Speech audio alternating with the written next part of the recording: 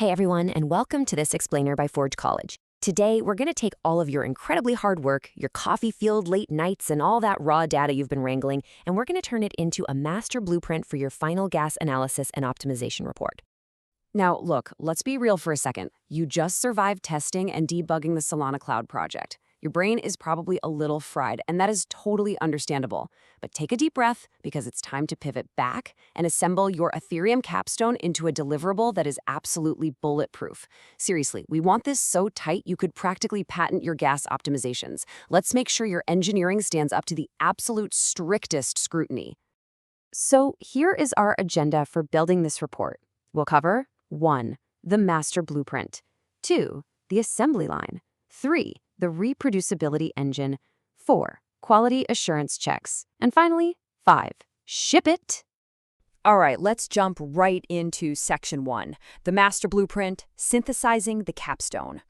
We need to gather your project scope, your data, and your analysis steps into one unified final document. And the beating heart of this document is what we call the reproducibility package. What's that? Well, it's a bundled set of your scripts, your dependency lists, and your execution logs. Why go through all that trouble? Because in Web3 engineering, your final report is literally just noise if a reviewer can't recreate your numbers on command. You aren't just making a wild claim that you saved gas, you are handing them the exact functional machinery to verify it themselves.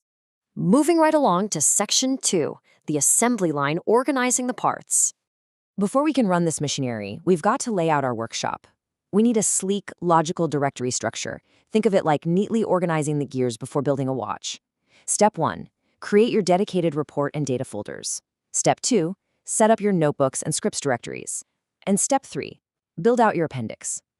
This extremely precise structure ensures a reviewer can trace your whole invention straight from the raw data files all the way to the polished PDF, without ever having to play detective.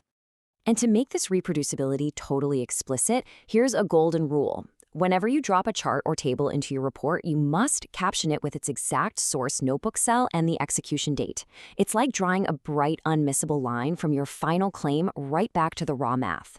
If a reviewer ever stops and asks, wait, where exactly did this gas spike come from? Boom, your caption hands them the exact map. Which brings us to section 3, the reproducibility engine, powering the machine. Having beautifully organized parts is great, for sure. But now, let's automate the assembly line by setting up a top-level run script, something like runall.sh. This bash script is the engine of your entire blueprint. In one go, it sets up the virtual environment, installs the dependencies, cleans the data, runs the analysis notebook, and generates the final report. I mean, it's the ultimate engineering flex, right? One single command, and your entire report practically writes itself. But, as any seasoned engineer will tell you, things rarely run perfectly on the very first try. And that is exactly why you need to keep an execution log loaded with timestamps. If a script unexpectedly breaks, like a leaky pipe somewhere in your workflow, this log provides the diagnostic trail your reviewer needs to replicate your troubleshooting. It proves you aren't just hiding errors behind the scenes, you're actively tracking and managing them. All right, let's hit section 4, quality assurance checks, stress testing. Before we go ahead and submit this proverbial patent, we need to stress test the engine against our baselines using some very strict engineering tolerances. To put that into perspective, let's look at the numbers. If your total gas consumed is expected to be 210,000, your variance must be exactly 0%. No exceptions whatsoever. But for other metrics, say the mean gas per operation sitting at 5,200, or your estimated gas savings around 18%, we allow a very tight acceptable variance of maybe 1 to 2%. Do you see the distinction we're making there? Deterministic aggregations, like total absolute gas counts, absolutely must match perfectly. 0% variance. You can't exactly have half a unit of gas just floating around out there in the ether. But when we're dealing with statistical estimates, like the mean gas per operation, we can allow a tiny bit of acceptable flex. That's just to account for minor floating point math quirks or slight sampling differences. And finally, we've arrived at section 5. Ship it. Final submission. Okay, you've built it, you've tested it, and QA has officially passed. If all the lights are green, it's time to tag your repository release and gather your 3 core deliverables. You're going to need your formatted report, either a PDF or Markdown, a zip file containing your entire reproducibility package, and a simple, straightforward cover note listing any files you might have reused from previous lessons.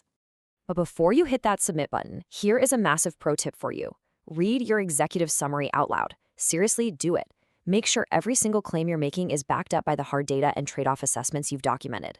Each recommendation has to clearly list the estimated gas savings, the cost proxies, your statistical confidence levels, and your underlying assumptions. Don't make the reviewer guess what you mean, spell the whole thing out for them. So, you've successfully dialed in this transaction at an incredibly granular level. Amazing work. But let me leave you with a bit of a provocative thought. If you've optimized this so perfectly right now, how will different Ethereum account types completely change these cost profiles next? This capstone proves you can master transaction-level data, which sets us up absolutely perfectly for our next big exploration, types of Ethereum accounts. Thanks so much for hanging out with us on this Forge College Explainer. I hope you're feeling totally ready to assemble a truly bulletproof gas optimization report.